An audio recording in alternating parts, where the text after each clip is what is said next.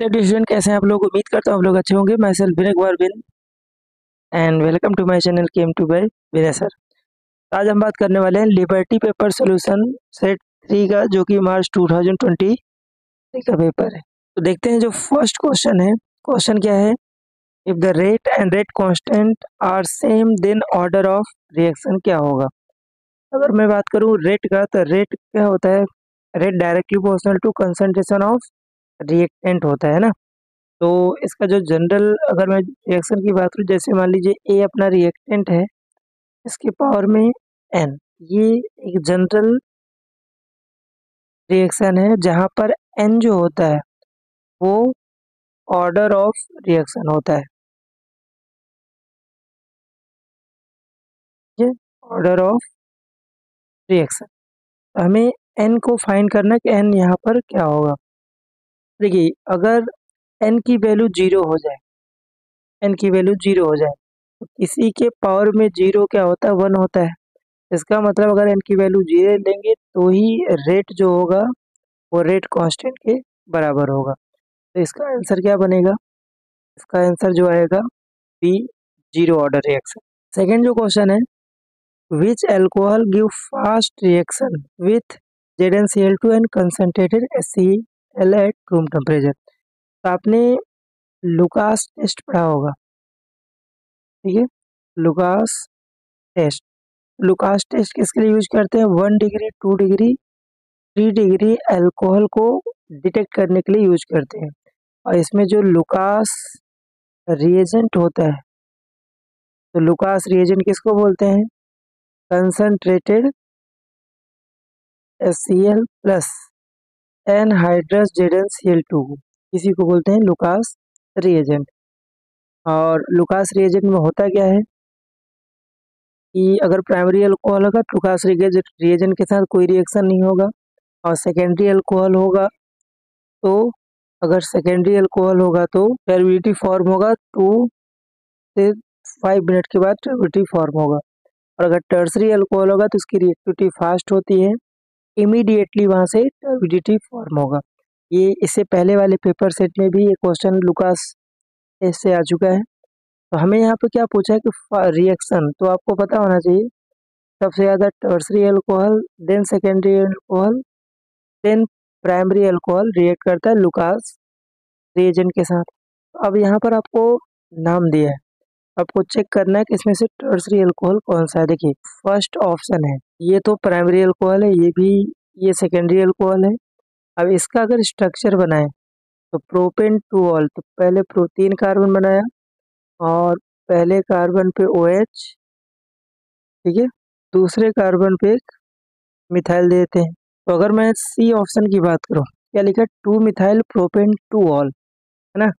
तो प्रोपेन है, 3 कार्बन होगा और दूसरे कार्बन पे OH और दूसरे कार्बन पे एक मिथाइल। तो ये आपको दिख रहा है कौन सा अल्कोहल है? 3 डिग्री अल्कोहल। मतलब आपका जो फाइनल आंसर आएगा सी होगा। ये टर्सरी अल्कोहल है, तो लुकास रिएजेंट के साथ सबसे फास्ट रिएक्शन देगा।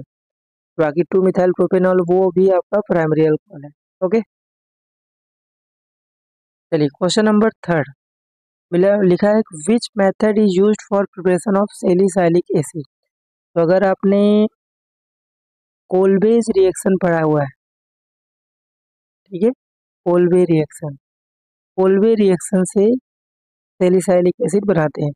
चलिए मैं इसका प्रिपरेशन दिखाता हूँ। सबसे पहले इसको क्या करते हैं, फिनॉल को सोडियम हाइड्रोक्साइड के साथ रिएक्शन कराते हैं, है ना। यहाँ से सबसे पहले बनाता है सोडियम फिनॉक्साइड, और फिर इसमें क्या करते हैं, CO2 गैस को एसिडिक मीडियम में पास कराते हैं। तब यहाँ से फिनॉल और COOH रिएक्शन बनाता है। इसी को बोला जाता है सैलिसाइलिक एसिड। इसका नाम है IUPAC name 2 hydroxy benzoic acid, ठीक है, ये इसका IUPAC नेम है। बाकी राइमर टाइमर रिएक्शन से क्या बनाते हैं? राइमर टाइमर रिएक्शन से बनाते हैं सैलिसाइल्डिहाइड, है ना। लुकास टेस्ट तो पता है कि 1 डिग्री, 2 डिग्री, 3 डिग्री अल्कोहल को डिटेक्ट करने के लिए यूज करते हैं। ओके, ये हो गए 3 क्वेश्चन। चलिए बात करते हैं फोर्थ जो क्वेश्चन है which of following complex have not D electron. ठीक है, इसमें से चारों में से किसके पास डी इलेक्ट्रॉन नहीं है। अगर मैं बात करूँ, देखिए Fe का FeCN6 और इसके ऊपर कितना चार्ज है, -3। तो आयरन का जो एटॉमिक नंबर होता है वो होता है 26। इसका अगर मैं इलेक्ट्रॉनिक कॉन्फ़िगरेशन करूँ तो 3d6 4s2 आएगा, और इसमें जो आयरन का ऑक्सीडेशन स्टेट आएगा +3। तो 2 इलेक्ट्रॉन यहाँ आ जाएगा 0 और इसमें आ जाएगा 5 इलेक्ट्रॉन। और Cn जो होता है स्ट्रॉन्ग लिगेंड होता है, तो Cn स्ट्रॉन्ग लिगेंड है, पेयरिंग होगा, ठीक है, पेयरिंग होगा तो ये इसमें जाएगा, ये इसमें जाएगा, तब भी यहाँ पर अनपेयर इलेक्ट्रॉन एक आएगा, तो ये तो आंसर नहीं होगा। दूसरे की अगर हम बात करें क्रोमियम, तो क्रोमियम का ऑक्सीडेशन स्टेट +3 है ना।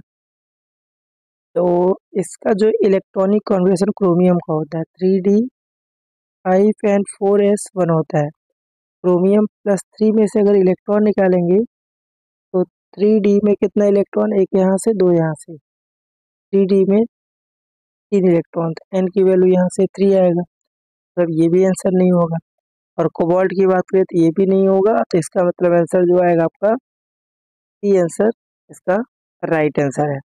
ये कॉन्सेप्ट इसी तरह से करेंगे, वैसे इतना टाइम नहीं जाना चाहिए। आयरन का सीधा मसा एटॉमिक नंबर देखेंगे और इलेक्ट्रॉनिक कॉन्फ़िगरेशन करके आप चेक कर लेंगे, स्ट्रॉन्ग लिगेंड पेयरिंग होगा, और उसके बाद आप देखेंगे डी इलेक्ट्रॉन है में इलेक्ट्रॉन है या नहीं। ठीक है, तो इसका आंसर फाइनली सी होगा। नेक्स्ट जो क्वेश्चन नंबर 5 है ना, इसमें क्या दिया है, which of following is more stable. Complex compound की जो स्टेबिलिटी है, ठीक है, कॉम्प्लेक्स कंपाउंड की जो स्टेबिलिटी होती है वो दो तरीके से देखते हैं। या तो कॉम्प्लेक्स कंपाउंड में कोई चिलेटिंग लिगेंड होगा, दैट मीन्स डाइडेंटेड या फिर ट्राई या फिर पॉलीडेंटेड, तो उससे स्टेबिलिटी बनती है ना। तो दोनों कॉन्सेप्ट में चिलेटिंग लिगेंड, अगर चिलेटिंग लिगेंड्स हैं तो उससे स्टेबिलिटी बढ़ेगी, ठीक है, कॉम्प्लेक्स की। या फिर स्ट्रॉन्ग लिगेंड अगर प्रेजेंट है तो भी यहाँ से स्टेबिलिटी इसकी क्या होगी, इंक्रीज होगी। तो इसमें जो इस क्वेश्चन में कॉन्सेप्ट लगने वाला है ये चीज़, इसमें अगर स्टेबिलिटी का CO आता है, फिर CN आएगा, फिर EN, फिर NH3, बाकी क्लोरीन फ्लोरीन बाद में होते हैं। तो CN यहाँ पर दिख रहा है, तो इसका जो फाइनल आंसर बनेगा डी आंसर होगा। इस कॉम्प्लेक्स का आयन जो होंगे ज़्यादा स्टेबल होंगे। ओके, नेक्स्ट जो क्वेश्चन नंबर 6 की बात कर लेते हैं। क्वेश्चन नंबर 6 में क्या दिया है, ऑक्सीडेशन स्टेट ऑफ निकल इन इसमें। तो यहाँ पे देखिए दिया है K4 और NiCN कितना है, 4। इसका ऑक्सीडेशन स्टेट निकालेंगे तो पोटेशियम का +1 होता है, 4 है, +x और -4 = 0। x की वैल्यू यहाँ से 0 आ रहा है, मतलब निकल का जो ऑक्सीडेशन स्टेट होगा 0। का जो फाइनल आंसर बन के आने वाला है दैट इज बी आंसर इसका राइट आंसर होगा। ओके, चलिए 7 जो क्वेश्चन है यह है कलर ऑफ KMnO4। तो अगर मैं बात करूँ KMnO4 की है, KMnO4, इसका प्रिपरेशन प्रॉपर्टी सब कुछ इंपॉर्टेंट है, एक क्वेश्चन यहाँ से बनता है। इसके अगर कलर की बात की जाए तो इसका जो कलर होता है, ये कलर होता है वायलेट का, ठीक है, और भी चीज़ें मैं डिस्कस कर दे रहा हूँ। इसके अलावा इसका जो सेंट्रल एटम है Mn, इसका हाइब्रिडेशन आएगा sp3, शेप का नाम होगा कौन सा, टेट्राहेड्रल, ठीक है, टेट्राहेड्रल इसकी ज्योमेट्री होती है। ओके, नेक्स्ट ऑरेंज कलर का जो होता है वो क्या होता है, अगर मैं यहीं पर बात करूँ K2MnO4, इसका नाम है पोटेशियम मैंगनेट। इसका जो कलर होता है वो ग्रीन कलर का होता है, इसका भी हाइब्रिडेशन sp3 आएगा, शेप का नाम टेट्राहेड्रल होगा, ठीक है। ये भी आप थोड़ा सा ध्यान दे के जाइए, तो फाइनल जो आंसर होगा वो बी आंसर राइट आंसर होगा। दूसरा जो क्वेश्चन है देखिए, इसमें पूछा है शेप ऑफ मैंगनेट है, तभी हमने बात किया टेट्राहेड्रल, इसका शेप का नाम क्या होगा, टेट्राहेड्रल। नेक्स्ट जो 9 क्वेश्चन है, अच्छा क्वेश्चन है, मैग्नेटिक मोमेंट से एक क्वेश्चन यहाँ पर हमेशा आता है। 9 क्वेश्चन की बात करें तो आपको देखिए मैग्नेटिक मोमेंट की वैल्यू 4.9 बोर मैग्नेट्रॉन क्वेश्चन में गिवन है। इसका मतलब ये है जिसमें अनपेयर्ड इलेक्ट्रॉन 4 आए उसी का मैग्नेटिक मोमेंट इतना होगा, क्योंकि मैग्नेटिक मोमेंट निकालने का फॉर्मूला √n+2 होता है, n+2। n की वैल्यू 4 जिस ऑप्शन में वही आपको फाइनल आंसर देना है। अब कोई भी देख लीजिए, जैसे मान लीजिए मैं सी ऑप्शन को चेक कर रहा हूँ, सी ऑप्शन में देखिए FeSO4, यहाँ पर आयरन जो है वो है +2 चार्ज, और इसका जो इलेक्ट्रॉनिक कॉन्फिगरेशन है इसमें 0 इलेक्ट्रॉन, इसमें 6 इलेक्ट्रॉन। तो डी में अब सबको पता है कि इसमें 5 ऑर्बिटल्स होते हैं, है ना। 5 ऑर्बिटल, इसमें इलेक्ट्रॉन अगर फिलअप करेंगे, एक एक इलेक्ट्रॉन पहले आएगा, उसके बाद यहाँ से पेयरिंग। एन की वैल्यू कितना आया, 4, दैट मीन्स यही आंसर है ना। इसका जो फाइनल आंसर है सी बनेगा। बाकी अगर मैं ऑप्शन की बात करूँ, क्रोमियम पे कितना चार्ज है, +3, इसका इलेक्ट्रॉनिक कॉन्फिगरेशन 3d4 है, जिसमें से 1 इलेक्ट्रॉन है, 2 इलेक्ट्रॉन यहाँ से, मतलब डी में 3 इलेक्ट्रॉन, एन की वैल्यू 3 आएगा, दैट मीन्स का मैग्नेटिक मोमेंट 3.8 आएगा। इसमें अगर मैं बात करूँ तो Mn पे +2 चार्ज, इसका electronic configuration 3d5 4s0, n की वैल्यू 5, मतलब मैग्नेटिक मोमेंट 5.9। इसमें बात करूँ तो Ni+2 3d8 4s0, इसमें n की वैल्यू कितना आएगा, 2। ठीक है, इसी तरह से आपको निकालना है। चलिए बात करते हैं क्वेश्चन नंबर 10 की। क्वेश्चन नंबर 10 में क्या दिया है, ठीक है, which oxidation state is common in lanthanide. तो लेंथेनाइट से रिलेटेड भी कुछ पॉइंट्स हैं, आप थोड़ा ध्यान रखिए। सबसे पहले इसका जो कॉमन ऑक्सीडेशन स्टेट होता है वो होता है +3, पहला पॉइंट। दूसरा, लेंथेनाइट जो होते हैं, ठीक है, उसमें जो प्रोमोथियम एलिमेंट, प्रोमोथियम को PM बोलते हैं, इकलौता ऐसा एलिमेंट है जो रेडियो एक्टिव होता है ना। बाकी के सारे लेंथेनाइट एलिमेंट के नॉन रेडियो एक्टिव एलिमेंट होते हैं एक्सेप्ट प्रोमोथियम PM। दूसरा चीज, इसका कॉमन इलेक्ट्रॉनिक कॉन्फिगरेशन 6s2 होता है, सब में 6s2 कॉमन आएगा, है ना। इसका जो आंसर है फिलहाल +3 आएगा। नंबर ऑफ पॉसिबल आइसोमर्स कितने होंगे इसमें, का जो आंसर बन के आएगा, टोटल पॉसिबल आइसोमर कितने आएंगे, 3। ठीक है, कैसे, देखिए ये जो कॉम्प्लेक्स दिया हुआ है 11 क्वेश्चन है, इसमें 2 जो बने वो ज्योमेट्रिकल आइसोमर हो, मतलब एक सिस होगा, दूसरा ट्रांस, और एक यहाँ से ऑप्टिकल आइसोमर फॉर्म होगा। ठीक है, एक, जैसे टोटल कितने हो गए, यहाँ से 3 आइसोमर फॉर्म करेंगे, 2 geometrical cis and trans, and third one is optical isomer. ठीक है, ये जो क्वेश्चन है क्वेश्चन नंबर 12, विल्किंसन कैटलिस्ट क्या होते हैं। विल्किंसन कैटलिस्ट किसको बोलते हैं, ये चीज जो है सी आंसर है। तो याद कर लिए, एप्लीकेशन ऑफ कोऑर्डिनेशन कंपाउंड में आपको ऐसे क्वेश्चन मिलेंगे पॉइंट की। चलिए बात करते हैं क्वेश्चन नंबर 13 का। लिखा है, how many monochloro structural isomer expected to be form on free radical monochlorination of isopentane. ये आप अगर हेलो एल्केन में इंटेक्स क्वेश्चन करेंगे तो इस तरह के यहाँ पर क्वेश्चन बनेंगे। इसका जो आंसर आएगा टोटल कितना आएगा, 4। ठीक है, अब वो कैसे हो, देखिए सबसे पहले आपको आइसोपेंटेन दिया हुआ है, आइसोपेंटेन का स्ट्रक्चर क्या होगा, CH3, यहाँ से CH3 CH2 और CH3, इस कंपाउंड का नाम है आइसोपेंटेन। ठीक है, मोनोक्लोरिनेशन का मतलब है ये है, इस क्वेश्चन में पूछा इसमें ऐसे कितने कार्बन होंगे जिसमें अगर आप हाइड्रोजन निकाल के क्लोरीन अटैच कराओगे तो चारों अलग अलग होंगे और आइसोमर होंगे। तो टेट्रावैलेंसी में यहाँ पर हाइड्रोजन भी होगा, देखिए एक तो ये कार्बन होगा, एक ये कार्बन होगा, एक ये कार्बन होगा, और इनमें से कोई भी एक कार्बन होगा, सेम है ना। तो चलो मैं चारों का प्रोडक्ट बना के दिखाता हूँ। देखिए चारों के चारों यहाँ पर अलग अलग है। सबसे पहले मैं फर्स्ट से अगर निकालूँ, इसका जो स्ट्रक्चर आएगा कुछ इस तरह से होगा। इस कंपाउंड का नाम क्या है? 1-क्लोरो 2-मिथाइल ब्यूटेन। ठीक है, अलग नाम है। दूसरा सेकेंड कार्बन से अगर निकालेंगे, दूसरा जो प्रोडक्ट बनाएगा क्या बनाएगा? CH3, यहाँ से कार्बन, कार्बन यहाँ से क्लोरीन, यहाँ से CH3। इसका नाम लिखेंगे, आप लिखेंगे 2-क्लोरो 2-मिथाइल 2-क्लोरो 3-मिथाइल, और यहाँ से आप लिखेंगे ब्यूटेन। ओके। तीसरी पॉसिबिलिटी है कि आप यहाँ से कार्बन निकाल लीजिए, हाइड्रोजन निकाल के यहाँ पर क्लोरीन। इसका नाम होगा 2-क्लोरो 2-मिथाइल, है ना, ब्यूटेन।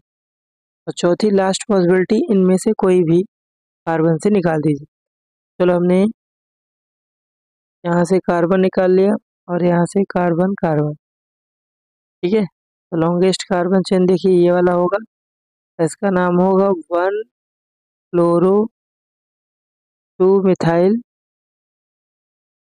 ब्यूटेन। ठीक है, इसमें आप देखो चारों में जो प्रोडक्ट बन रहे हैं, चारों के चारों अलग हैं और मोनोक्लोरेटेड है। क्या मतलब इसका जो फाइनल आंसर बनेगा वो फोर्थ होगा। ओके। नेक्स्ट जो क्वेश्चन नंबर 14 है, क्या लिखा है? RX और सोडियम ईथर और 2,3-डाई मिथाइल ब्यूटेन बना रहा है। दैट मीन्स ये कौन सा रिएक्शन है बताइए? फेमस रिएक्शन है ओर्ज रिएक्शन। ठीक है, इसका सिंपल सा मैं ट्रिक बताता हूँ। ये पहले जो प्रोडक्ट है उसका नाम लिख लीजिए। इसका प्रोडक्ट है 2,3-डाई मिथाइल ब्यूटेन, है ना।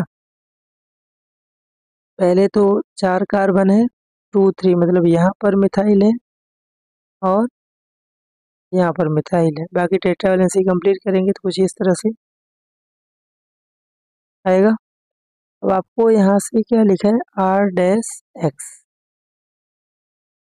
सोडियम और ईथर। अब वो क्या करना, सिमेट्रिकल होता है, बस यहाँ से आप काट दीजिए और यही ग्रुप यहाँ पर अटैच करा दीजिए। ठीक है, इसका मतलब इसका जो स्ट्रक्चर बनेगा CH3 2CH। इसका जो फाइनल आंसर आएगा ये होगा। ठीक है, इसमें आपको क्या करना है, जो भी प्रोडक्ट है उसका हाफ करके वहाँ एक्स लगा दो तो वही आपका अल्काइल ग्रुप होगा। नेक्स्ट क्वेश्चन बात करते हैं 15 क्वेश्चन। बोला है कि विच कंपाउंड है highest reactivity towards SN2 reaction. SN2 reaction में जो रिएक्टिविटी सबसे ज़्यादा 1 डिग्री, फिर 2 डिग्री, फिर उसके बाद आता है 3 डिग्री। तो बस आपको देखना है यहाँ पर कौन सा प्राइमरी डिग्री 1 डिग्री। आपको दिख रहा है इसमें जो 1 ब्रोमो ब्यूटेन दिया है, ये 1 ब्रोमो ब्यूटेन। अगर इसका स्ट्रक्चर बनाओ, 4 कार्बन और यहाँ से ब्रोमीन, तो ये आपको साफ साफ दिख रहा है प्राइमरी है। दैट मीन्स यही यहाँ से फाइनल आंसर होगा। 16 question, five which reaction freon 12।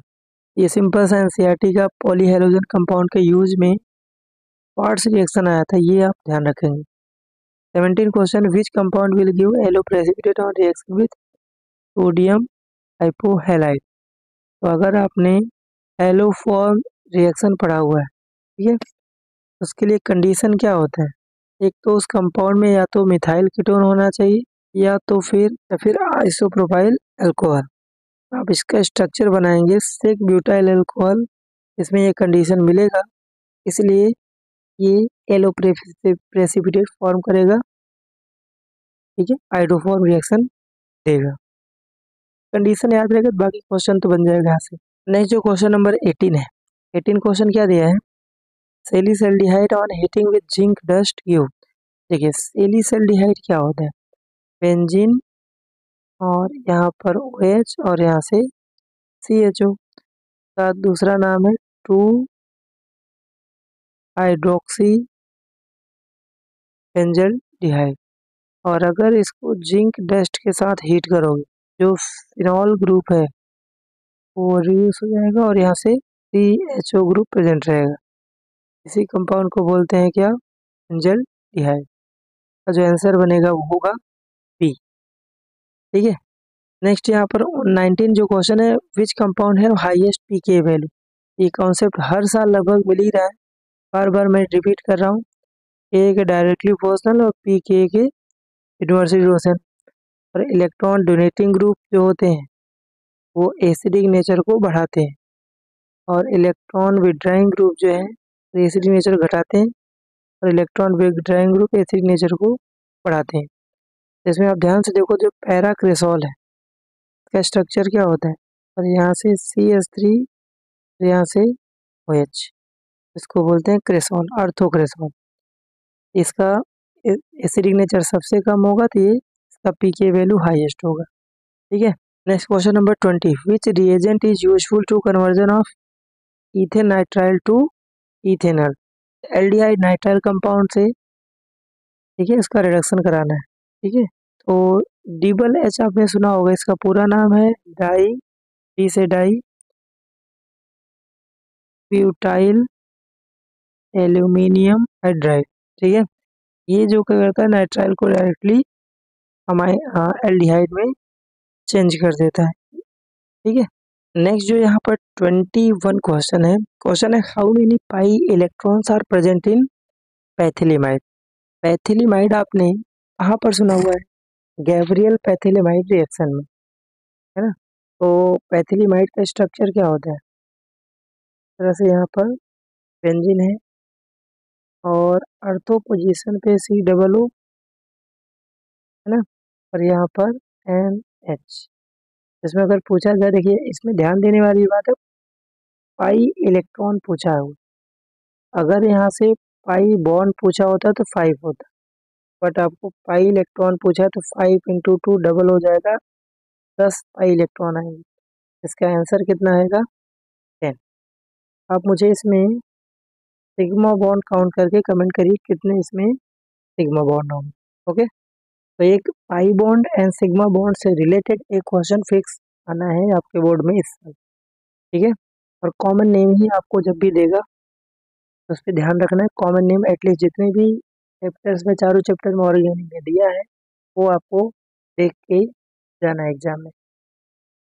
Question number 20, which salt is insoluble.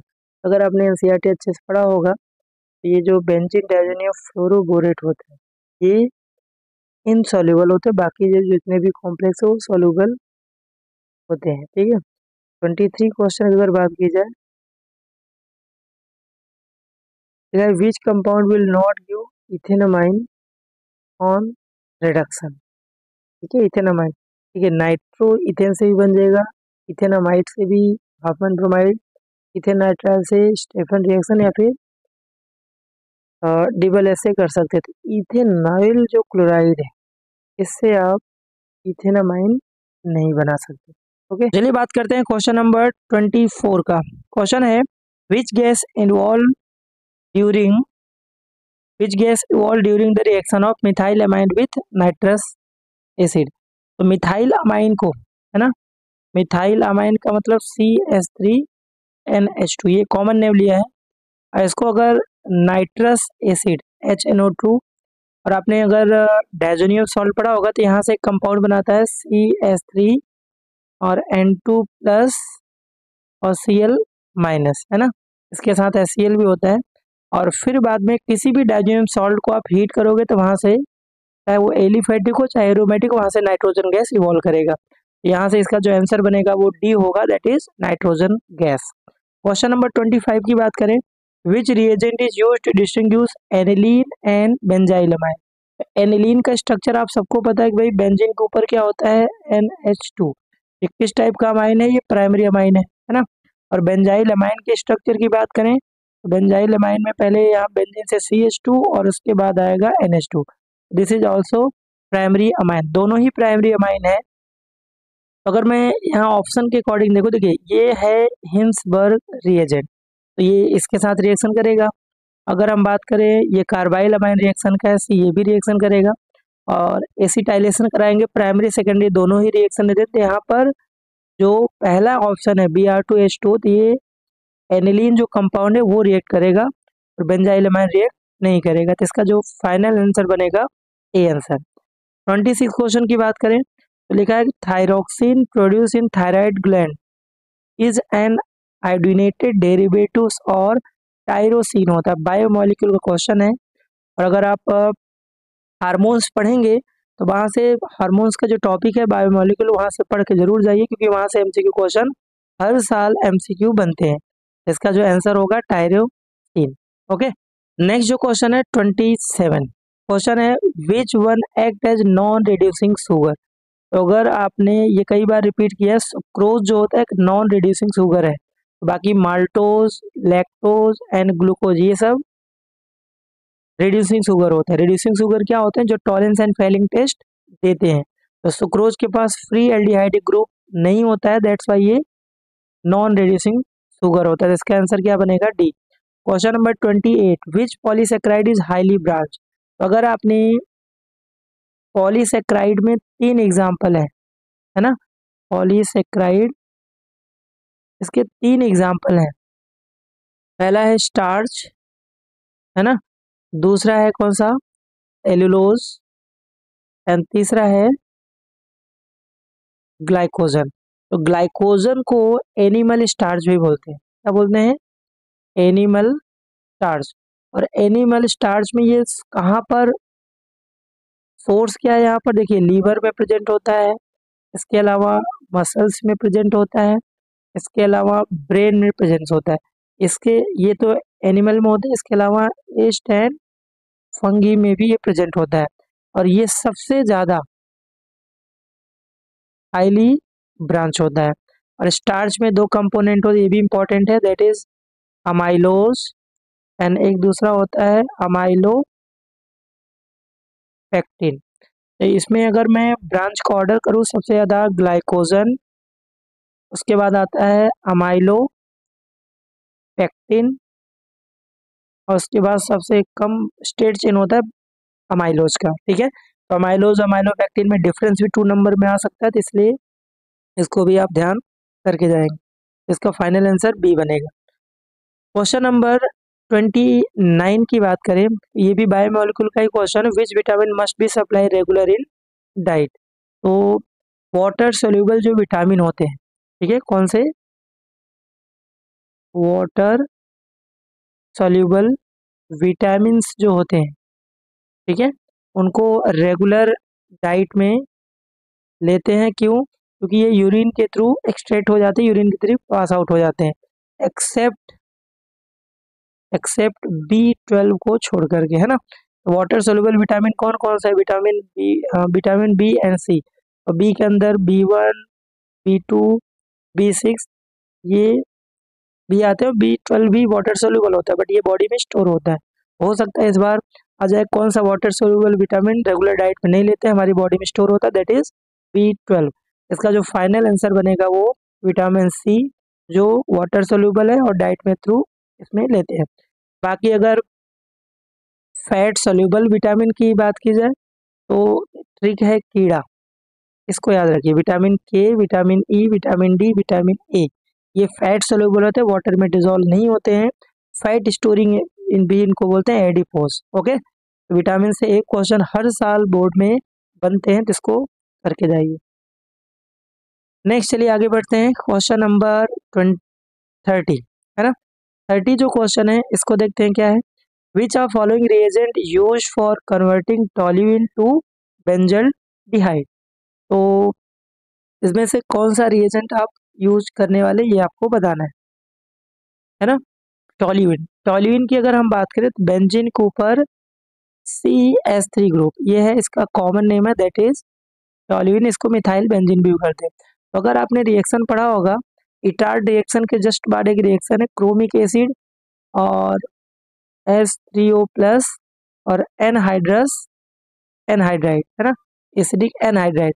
तो यहाँ से डायरेक्ट एक कॉम्प्लेक्स और उसके बाद डायरेक्ट यहाँ से CHO कन्वर्ट करता है। इसका जो आंसर बनेगा दैट इज बी आंसर है ना। इसके अलावा बेंजल्डिहाइड बनाने के 3 नेम रिएक्शन है, पहला है रोजन मून रिडक्शन, है ना, इसके अलावा स्टेफन रिएक्शन आपने सुना होगा, इसके अलावा इटार्ड रिएक्शन है, और इसके अलावा गेटरमैन कोच रिएक्शन है। इन चारों से भी बेंजल्डिहाइड बनाते हैं। तो ये भी कई बार पूछे रोज़नबॉन्ड में क्या होता है। रिएजेंट की मैं बात करूं, इसमें क्या करते हैं, बेंजाइल क्लोराइड को, है ना, पीडी हाइड्रोजन और बेरियम सल्फेट के साथ डायरेक्टली यहाँ से बेंजल्डिहाइड मिलता है। स्टेफन रिएक्शन में कोई भी नाइट्राइल कंपाउंड और स्टेनस क्लोराइड SnCl2 और HCl के साथ डायरेक्टली पहले इमाइन, उसके बाद Cn के प्लेस पे CHO आता है। इटार्ड रिएक्शन में टॉल्यूइन ही लेते हैं ना, टॉल्यूइन लेते हैं, और यहाँ पर जो क्रोमाइल क्लोराइड होता है CrO2Cl2, है ना, CH2 और H3O+ डायरेक्टली ये कन्वर्ट कर देगा बेंजल डिहाइड में। गटरमैन कोच रिएक्शन की मैं बात करूं, इसमें बेंजीन होता है और रिएजेंट कार्बन मोनोऑक्साइड HCl और एनहाइड्रस ClCl3CuCl, तो डायरेक्टली यहाँ से बेंजल्डिहाइड बनाता है। ये चारों नेम रिएक्शन इंपॉर्टेंट है, कई बार पूछे जाते हैं, इन सभी से बेंजल्डिहाइड बनाते हैं। ओके, देखिए ये जो आपको ऑप्शन डी दिया है वो गेटरमैन रिएक्शन है ना, और टॉल्यूइन KMNO4 डायरेक्टली एक बेंजोइक एसिड फॉर्म करता है। ये आपको करके जाने हैं। नेक्स्ट अगर 31 की बात की जाए, 31 क्वेश्चन लिखा है कि विच of following does not give Cannizzaro reaction. तो कैनिजारो रिएक्शन कई बार पूछा हुआ है, तो इसके बारे में डिटेल में हम डिस्कस कर लेते हैं थोड़ा सा। कैनिजारो में सबसे पहले जो भी कंपाउंड होना चाहिए वो एल्डिहाइड होना चाहिए, और उसके बाद उसमें कोई अल्फा हाइड्रोजन नहीं होना चाहिए, नो अल्फा हाइड्रोजन। और यहाँ पर रिएजेंट क्या होता है, कंसनट्रेटेड KOH या फिर NaOH लेते हैं, और ये एक डिसप्रोपोर्शनेशन रिएक्शन शो करता है। इसमें एक मॉलिक्यूल को ऑक्सीडाइज और दूसरे को रिड्यूस करता है। ठीक है, अगर मैं इसमें ऑप्शन के अकॉर्डिंग देखा जाए, देखिए ये आपका SCHO फॉर्मेट ये कैनिजारो रिएक्शन देगा, ये भी देगा क्योंकि एल्डिहाइड है, अल्फा हाइड्रोजन है, और ये भी देगा। इसमें आप जो डी ऑप्शन दिख रहा है, इसके पास देखिए 2 अल्फा हाइड्रोजन प्रेजेंट एल्डिहाइड, ये आपका कैनिजारो रिएक्शन नहीं देगा। इसका फाइनल आंसर क्या बनेगा, डी। ठीक है, तो हर एक क्वेश्चन को डिस्कस करते चलेंगे, दिक्कत आपको नहीं होगी, क्योंकि आप देख रहे हो कि ऑर्गेनिक के मोस्ट ऑफ सब नेम रिएक्शन ही आ रहे हैं। ओके, क्वेश्चन नंबर 32 क्वेश्चन है which of following compound is less reactive towards nucleophilic addition reaction. तो आपने reactivity of aldehyde and ketone पढ़ा होगा, तो इसमें सिंपल सा कॉन्सेप्ट है, स्टेरिक हिंड्रेंस जिस कार्बोनाइल कार्बन में स्टेरिक हिंड्रेंस कम होगा उसकी रिएक्टिविटी ज़्यादा होगी। तो हम सिंपल सा लिख सकते हैं concept, reactivity of carbonyl group, ठीक है, जितना ज़्यादा हो, ठीक है, मतलब स्टेरिक हिंड्रेंस उतना कम होगा। यहाँ से हम सीधा से लिख सकते हैं स्टेरिक हिंड्रेंस। स्टेरिक हिंड्रेंस का मतलब होता है बल्कियर ग्रुप, जिनका मास ज़्यादा है, अगर जिस कार्बोनाइल ग्रुप से ज़्यादा है तो उसका न्यूक्लियोफिलिक एडिशन रिएक्शन लेस होगा। ठीक है, तो यहाँ पर हमें लेस पूछा है, तो आपको देखना है कि कहाँ पर बल्कियर ग्रुप ज़्यादा है। आपको अगर ऑप्शन देखो, देखिए ये सबसे ज़्यादा हाईली रिएक्टिव होगा ए ऑप्शन, क्योंकि ये देखिए यहाँ कार्बोनाइल ग्रुप के पास एक हाइड्रोजन मिथाइल है, तो आपको जो ऑप्शन डी दिख रहा है इसमें कार्बोनाइल ग्रुप के एक साइड में मिथाइल ग्रुप है और एक साइड बेंजीन, तो यहाँ पर स्टेरिक हिंड्रेंस ज़्यादा है, तो इसकी रिएक्टिविटी सबसे कम होगी। फाइनल आंसर इसका क्या बनेगा, 32 का डी आंसर। 33 क्वेश्चन की बात करें तो दिया है which of following product is obtain when aniline react with sodium nitride and hydrochloric acid diazotization reaction, that means benzene diazonium chloride बनाएगा। अगर इसके रिएक्शन की मैं बात करूँ, है ना, बेंजीन है और यहाँ पर इसके ऊपर NH2, और यहाँ पर रिएजेंट क्या है, सोडियम नाइट्राइड NaNO2HCl, और टेम्परेचर 273 से 278 केल्विन होता है। तो यहाँ से डायरेक्टली ये प्रोडक्ट जो बनाता है बेंजीन डाइजोनियम क्लोराइड। ठीक है, और इसी रिएक्शन को बोलते हैं डाई एजोटाइजेशन रिएक्शन। ओके, इसका जो फाइनल आंसर है आपका डी बनेगा। ओके, तो आपको इसी तरह से क्वेश्चन को बनाते जाना है, ये भी एक तरह का नेम रिएक्शन ही है, ऑर्गेनिक के जितने भी मोस्ट ऑफ नेम रिएक्शन आए हैं। चलिए 34 क्वेश्चन की हम बात करें। 34 में क्या दिया है, which of following reaction is use for conversion amide to amine. ठीक है, अमाइड से अमाइन बनाना है। तो अमाइन के प्रिपरेशन आपने 6 देखे थे, जिसमें से 3 नेम रिएक्शन है। कौन कौन सा? Ammonolysis, Hofmann bromide degradation reaction and Gabriel phthalimide reaction. तो इसका जो आंसर होगा फाइनली बी आंसर होगा, हाफमैन ब्रोमाइड। ठीक है, और हाफमैन ब्रोमाइड रिएक्शन का वो थोड़ा डिस्कस कर लेते हैं। हाफमैन ब्रोमाइड रिएक्शन का, इसमें क्या करते हैं, कोई भी अमाइड कंपाउंड ले लिए, चाहे एलिफेटिक या फिर एरोमेटिक, उसको 1 मोल ब्रोमीन एंड 4 मोल Na से रिएक्शन कराते हैं। तो इसमें प्रोडक्ट कैसे करना है कि जितने कार्बन का अमाइड उसमें एक कार्बन CO रिमूव होगा। यहाँ से RNH2 प्लस यहाँ से 2 मोल NaBr प्लस यहाँ से H2O आपको मिल जाएगा, है ना, और प्लस यहाँ से Na2CO3 भी फॉर्म होगा। तो आप ध्यान से देखिए, जितने कार्बन का अमाइड उससे एक कार्बन कम का अमाइन बनेगा। 2024 में आया था कि प्रोपेन अमाइन के लिए अमाइड कौन सा होगा हाफमैन ब्रोमाइड में, तो ब्यूटेन अमाइड होगा, है ना। ये इसका बी आंसर है। उल्फ किस्नर रिएक्शन की बात की जाए तो भी डिस्कस कर लेते हैं। उल्फ किस्नर रिडक्शन में कोई भी कार्बोनाइल कंपाउंड लेते हैं और ये इससे एल्केन बनता है। सबसे पहले क्या करते हैं, इसको रिएक्शन हाइड्रोजन से रिएक्शन कराते हैं, NH2 से। ठीक है, इसका नाम है हाइड्रोजीन। तो हाइड्रोजीन से क्या करते हैं, सबसे पहले यहाँ से आप H2O निकाल दीजिए, है ना। तो यहाँ से क्या बनाएगा, NNH2, और इस कंपाउंड को बोलते हैं क्या, हाइड्रोजोन। और उसके बाद इसका KOH और अल्कोहलिक मीडियम इथाइलिन ग्लाइकोल लेते हैं। तो यहाँ से ये N2 निकल जाएगा। फाइनल जो अल्केन बनाएगा दैट इज CH2 और यहाँ से एल्केन फॉर्म करेगा। ओके, ये उल्फ किस्नर है। क्लेमेंसन जो रिएक्शन है, क्लेमेंसन रिडक्शन में क्या करते हैं, इसमें भी वही काम होता है, बट यहाँ पर जिंक अमलगम लेते हैं, जिंक मरकरी और HCl। ये जो CO ग्रुप है उसके प्लेस पे CH2 आ जाएगा, है ना, एल्केन वो भी फॉर्म कर रहा है। कोलवेज जो रिएक्शन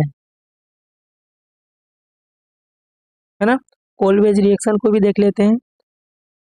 ठीक है, कोलवे रिएक्शन, इससे सेलिसाइलिक एसिड बनाते हैं। क्या तरीका था, सबसे पहले फिनॉल को NaOH के साथ रिएक्शन कराते हैं, यहाँ से सोडियम फिनॉक्साइड फॉर्म करता है। फिर CO2 गैस को एसिडिक मीडियम में फॉर्म कराते हैं, तो रीअरेंजमेंट होके यहाँ से OH और यहाँ से COOH ग्रुप बनाता है। इस कंपाउंड का नाम है सेलिसाइलिक एसिड या फिर 2 हाइड्रोक्सी बेंजोइक एसिड बनाता है ना, ये इसका IUPAC नेम। अच्छा क्वेश्चन है, ये चारों नेम रिएक्शन है, इससे हमने चारों को डिस्कस कर दिया। बट इसका आंसर फाइनल बी बनेगा, क्योंकि हमारा जो अमाइड से अमाइन को कन्वर्जन की बात कर रहे हैं। ओके, चलिए 35 क्वेश्चन की बात करते हैं। ये आपका सोल्यूशन चैप्टर से है। क्वेश्चन है, the elevation in boiling point of solution is of 13.44 gram of CuCl2, molar mass दिया है 1 kg। तो आपको elevation in boiling point, that means आपको डेल्टा TB की बात कर रहे थे। यहाँ फॉर्मूला क्या, IKB इंटू मोलैलिटी, मोलैलिटी को ओपन करेंगे W2 इंटू 1000 डिवाइड में M2 इंटू W1 होता है। This is formula of elevation in boiling point. बस यहाँ पर अपने को डेल्टा TB निकालना है। तो I की वैल्यू क्या होगा, CuCl2 को आयनाइज करेंगे, Cu और 2 यहाँ से क्लोराइड, I की वैल्यू यहाँ से आ गया 3। तो 3 इंटू KB की वैल्यू क्वेश्चन में 0.52 इंटू वेट आपका 13.44 इंटू 1000, है ना, डिवाइड में मोलर मास दिया है 134.4 इंटू 1 kg है, तो हमें ग्राम लेना, 1000 ग्राम हो जाएगा, है ना, क्योंकि हमने 1000 ऊपर लिया है। बस इसको सिंप्लीफाई करिए और कैंसिल आउट करिए और आंसर आपको मिल जाएगा।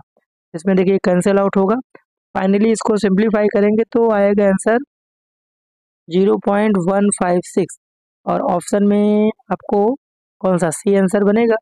तो अप्रोक्स करेंगे तो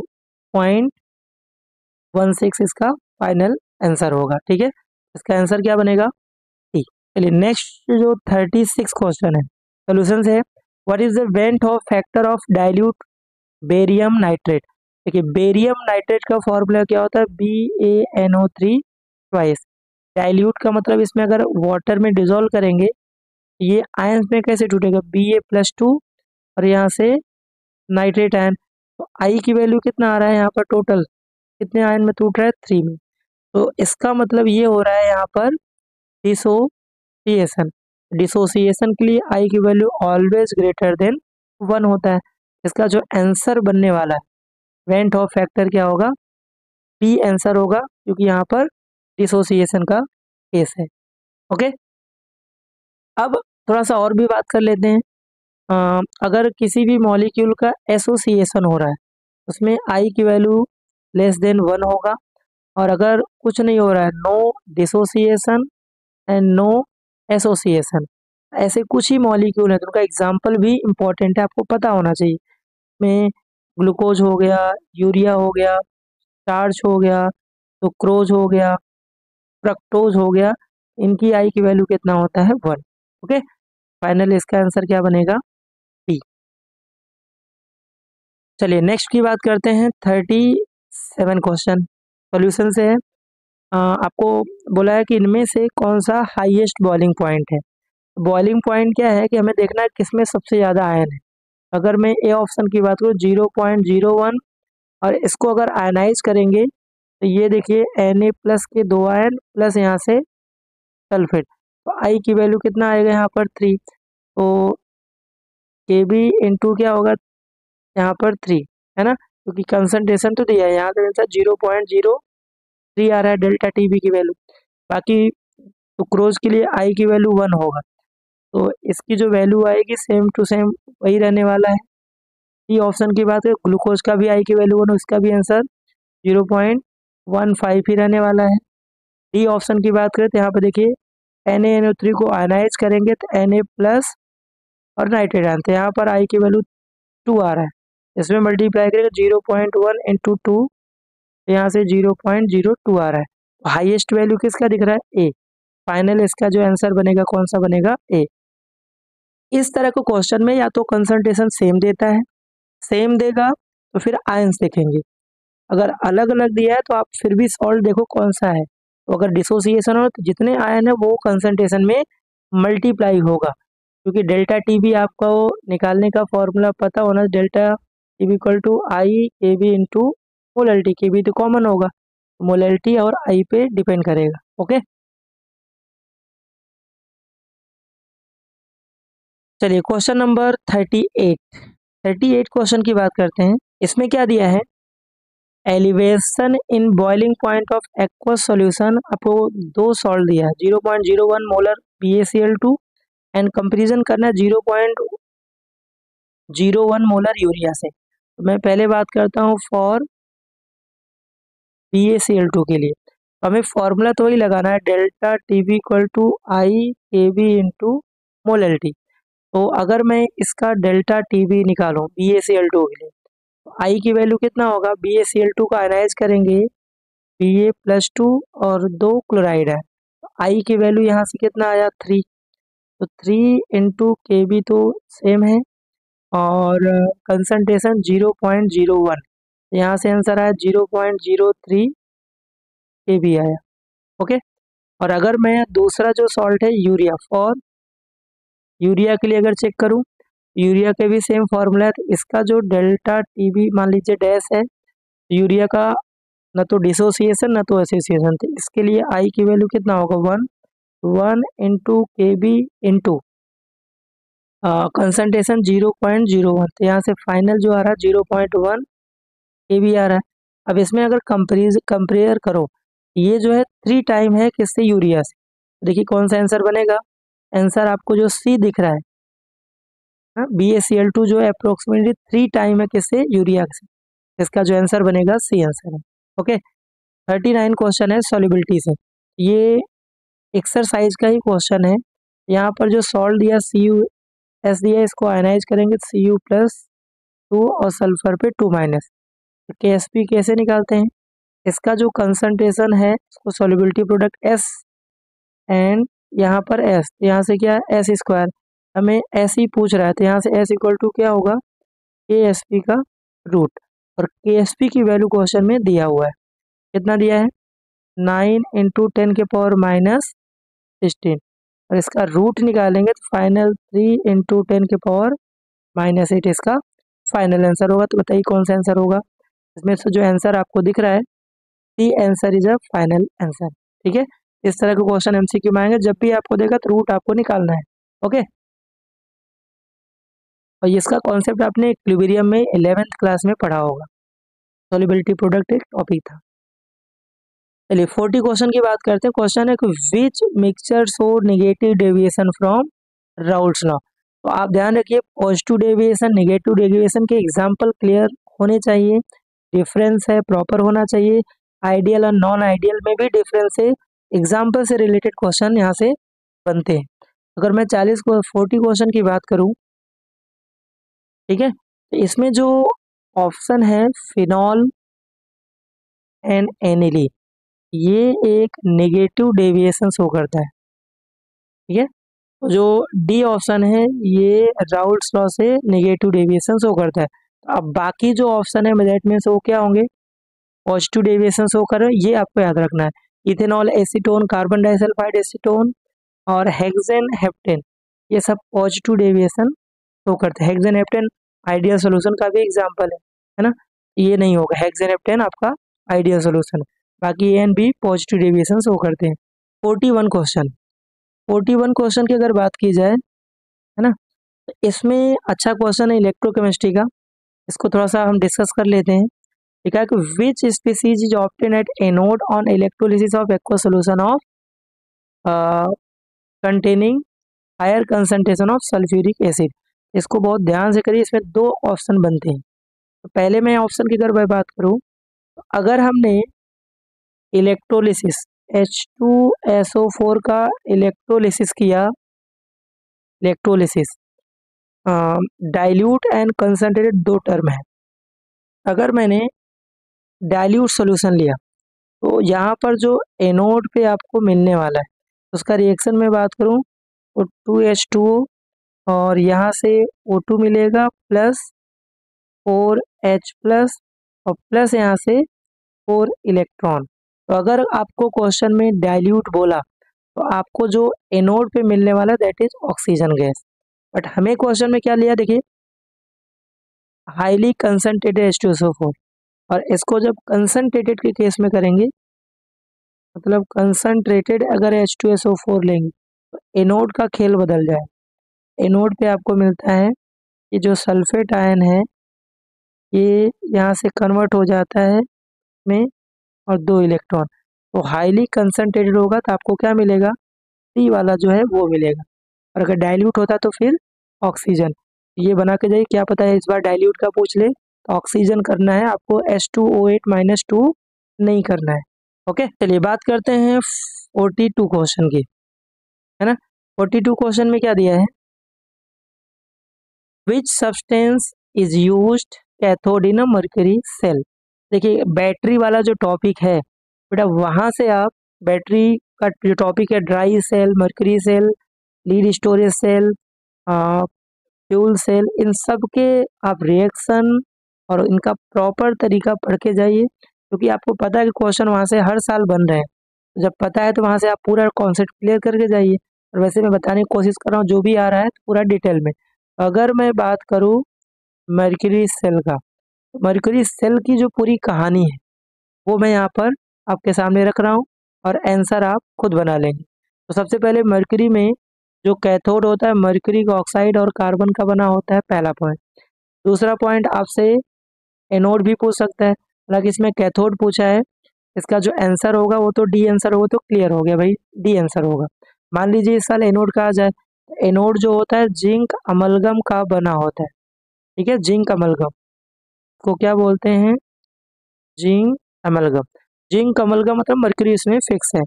दूसरा आपसे हो सकता है इस बार पेस्ट पूछ ले, इसमें जो पेस्ट यूज करते हैं KOH पोटेशियम हाइड्रोक्साइड और जिंक ऑक्साइड का।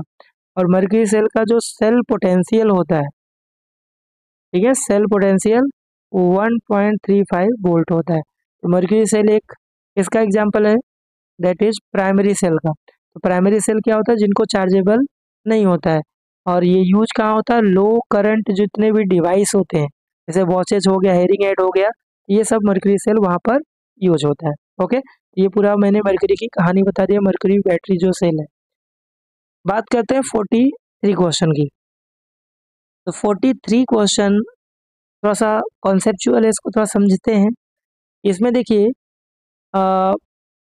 Fe+3, इसमें जो दिया है कि भाई Fe+3 है और Fe में जा रहा है, दैट मीन्स ये 3 इलेक्ट्रॉन गेन करेगा और ये Fe में जाएगा। इसका जो सेल पोटेंशियल दिया वो दिया है x वोल्ट। दूसरा इसमें जो फेरस है Fe+2 और ये 2 इलेक्ट्रॉन गेन करेगा, और इसका जो रिडक्शन पोटेंशियल वैल्यू दिया है वो दिया है y वोल्ट। ठीक है, ये आपको क्वेश्चन में दिया है। हमें फाइंड क्या करना है, टू फाइंड ई सेल किसका, Fe+3 से जब Fe+2 में जाएगा तो उसका ये कितना होगा, ये आपका क्वेश्चन है। अब यहाँ से हमें देखो फॉर्मूला जो यूज करने वाले गिब्स एनर्जी का, तो गिब्स एनर्जी का फॉर्मूला -NF(E0) सेल होता है। ठीक है, तो यहाँ पर देखिए 3 है तो यहाँ पर क्या आ जाएगा 3x, ये 2 इलेक्ट्रॉन लिया तो ये 2i हो जाएगा। और इसका अगर हम निकालेंगे Fe+3 से Fe+2 में, तो यही फॉर्मूला लगाएंगे। तो हम क्या करेंगे, इसको अगर मैं फर्स्ट मान लूँ, इसको मैं सेकेंड मान लूँ, Fe+3 से इसमें जा रहा है, ये जो माइनस है माइनस लगा रहेगा, और यहाँ से क्या हो जाएगा 3x, है ना, ये माइनस का, और फिर यहाँ से माइनस और माइनस के यहाँ से 2x हो जाएगा। इसको सिंप्लीफाई करेंगे तो ये हो जाएगा ओवरऑल +3x, और ये वैल्यू प्लस और इसको माइनस बना देगा 3y। इसका जो फाइनल आंसर होगा 3x - 2y। यही फॉर्मूला हम दोनों इसके लिए यूज कर रहे हैं, इसके लिए, और फिर दोनों को माइनस कर दे रहे हैं। 3x - 2y यहाँ से बनेगा क्वेश्चन। इसका जो आंसर होगा क्या आंसर आएगा 43 का ए आंसर। ओके, नेक्स्ट जो क्वेश्चन है क्वेश्चन नंबर 44। तो 44 की हम बात करें तो इसमें बोला है कि in which of following condition reduction potential of hydrogen half cell will be negative.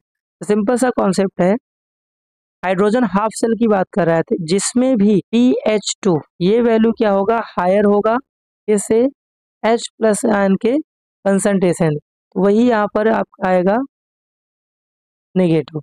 यही कॉन्सेप्ट देखिए, तो आप देखो जो बी आंसर है, बी ऑप्शन, इसमें देखिए pH2 2 atm दिया है और H+ का कंसंट्रेशन 1 दिया, तो आपका आंसर जो बनेगा इसका बी आंसर फाइनल आंसर होगा।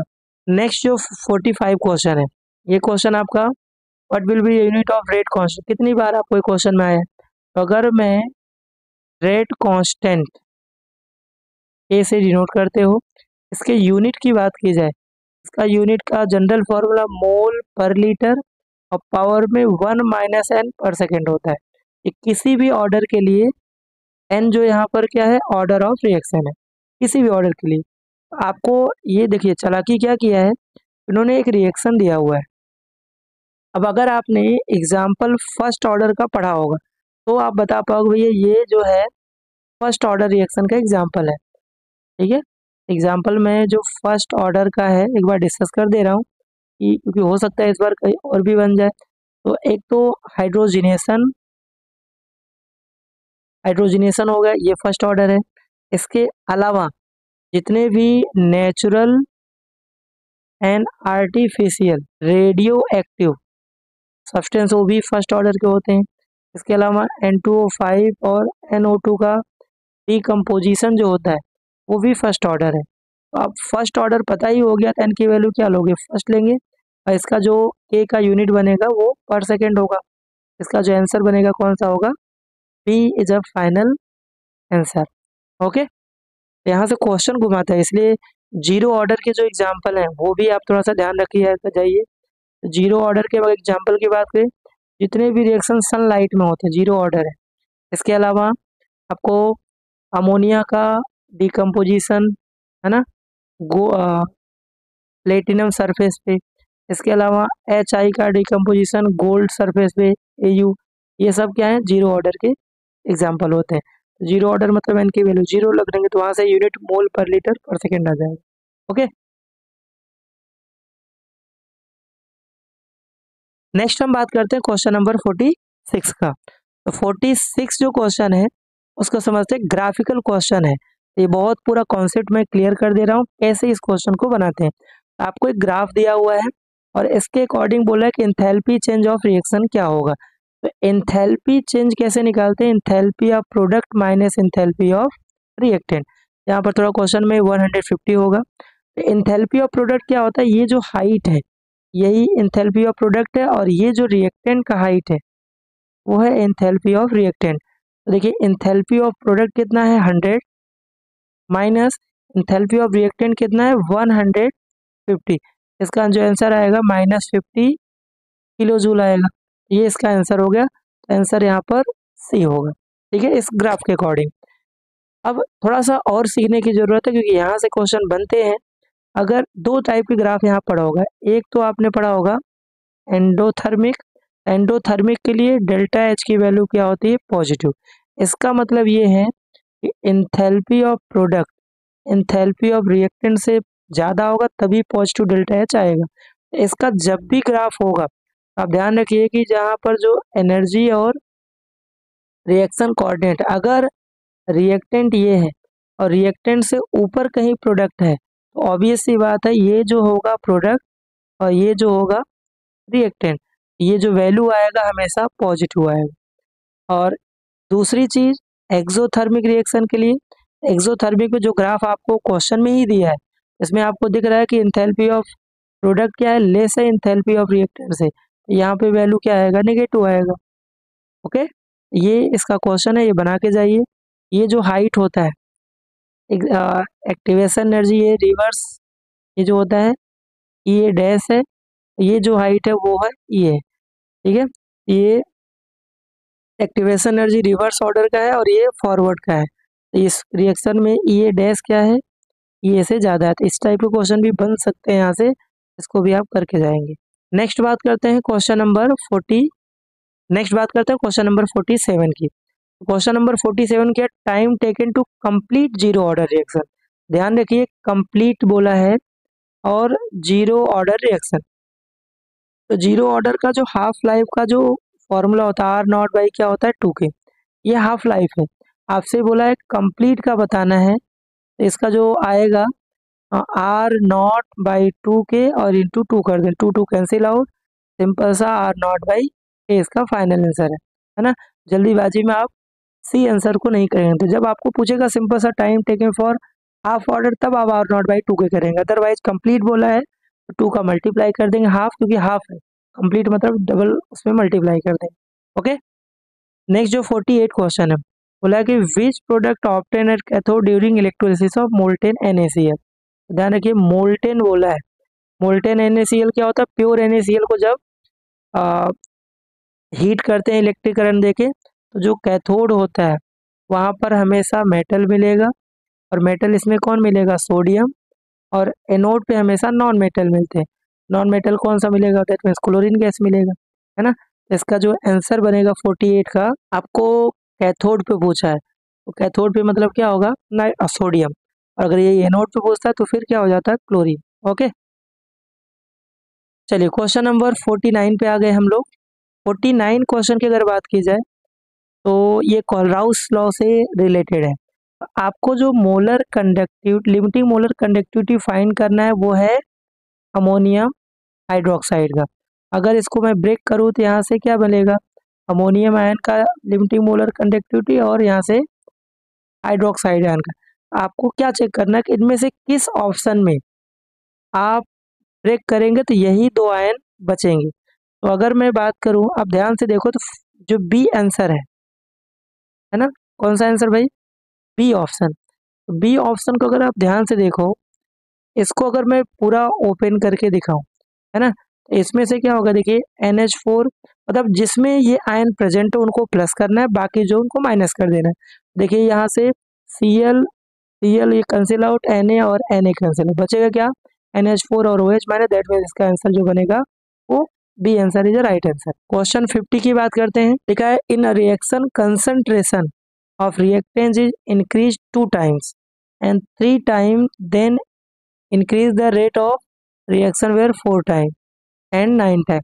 मतलब अगर 2 टाइम आप रिएक्टेंट बढ़ाएंगे तो 4 टाइम बढ़ेगा और 3 टाइम करेंगे तो 9। तो आपसे पूछा ऑर्डर ऑफ रिएक्शन क्या होगा। जैसे मान लीजिए कोई रिएक्टेंट से प्रोडक्ट जान रहा है, इसका अगर मैं रेट लिखूँ तो रेट इक्वल टू क्या होगा, रेट हमेशा directly proportional to initial concentration of reactant हो, इसके पावर में n। मतलब ये nth ऑर्डर के लिए रिएक्शन हो गया। अब यहाँ पर जो पहला केस है ना, बोल रहा है कि अगर भाई रिएक्टेंट कंसंट्रेशन को 2 टाइम करेंगे तो के जो है और यहाँ पर आ जाएगा 2r, है ना। तो जो वैल्यू आ रहा है वो 4 हो रहा है। मैं दैट मीन्स n की वैल्यू जब 2 रखेंगे तभी यहाँ से 4r बनेगा, है ना। और अगर 3 टाइम कर रहे हैं तो 3r होगा और यहाँ पर आपको सोचना है n क्या होगा भाई, 9 टाइम। ऑब्वियसली बात है 2 लोगे तो ही आपका 9 टाइम बनेगा। इसका मतलब जो n की वैल्यू वो 2 होगा, सेकेंड ऑर्डर रिएक्शन होगा, तभी जो क्वेश्चन है उसके अकॉर्डिंग आपका बनेगा। इसका जो आंसर बनने वाला है वो क्या बनने वाला है, सी। इसका सी जो है वो फाइनल आंसर है। तो ये थोड़ा सा सोचने वाला क्वेश्चन था, आपको ऑप्शन के अकॉर्डिंग सोच के यहाँ से देखना है। ओके, तो ये हमने लिबर्टी पेपर सेट का थर्ड जो पेपर है वो पूरा डिटेल में डिस्कस किया।